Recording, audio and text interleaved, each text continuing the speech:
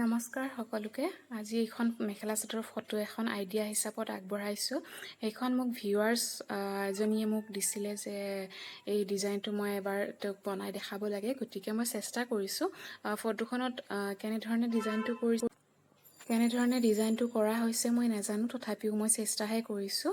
আৰু দেখিছে মই কাগজ এখন কাটি লৈছোঁ, আৰু কিমান ডাঙৰ বা সৰু কৰিব সেইটো আপোনাৰ নিজৰ ইচ্ছা। আৰু গোলকৈ কাগজখন কাটি লোৱাৰ পিছত 8 ভাগত ভাগ কৰি লৈছোঁ, আৰু তলৰ কৰ্ণা দুটাত মই সৰুকৈ কাটি লৈছোঁ, দেখিছে। আৰু তাৰপিছত সেইখন কাগজখন খুলি লৈ পেলাই এবাৰ যিটো ভাঁজত ভাঁজ কৰিছোঁ তাৰ আগৰ ভাঁজটোত আকৌ মই লৈছোঁ, লৈ পেলাই আকৌ মই 8টা ভাগত ফ'ল্ড কৰিছোঁ, কৰি পেলাই তাতে আগৰ নিচিনাকৈ আৰু তাৰ পৰা ওপৰৰ এটা ষ্টেপত 2টা কৰ্ণাৰ দুইফালৰ পৰা কাটি লৈছোঁ। সমান দূৰত্বত কাটি লোৱা হৈছে। তাৰপিছত মই কাপোৰখনৰ ওপৰত বহাই দিছোঁ। কাপোৰখনৰ ওপৰত বহাই কলমেৰে মই ইয়াত দাগ দিছোঁ, কিন্তু পৰাপক্ষত আপুনি কলম ব্যৱহাৰ নকৰিব, কাৰণ ধুই দিয়াৰ পিছত কাপোৰটোত মাৰ্কটো থাকি যায়।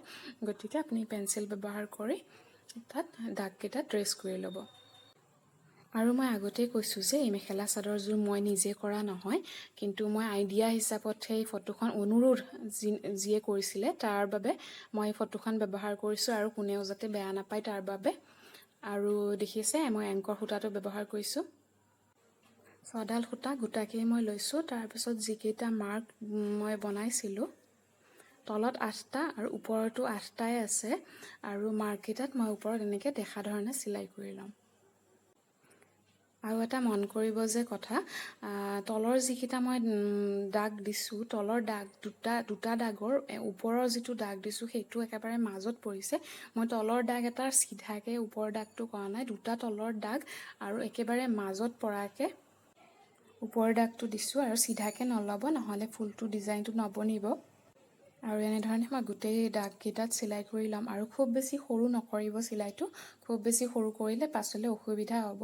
আৰু সেইটো আপুনি দেখিবই মই কেনেকৈ কৰিছোঁ, আৰু কিহৰ বাবে মই অকণমান ডাঙৰ কৰি ল'ব কৈছোঁ।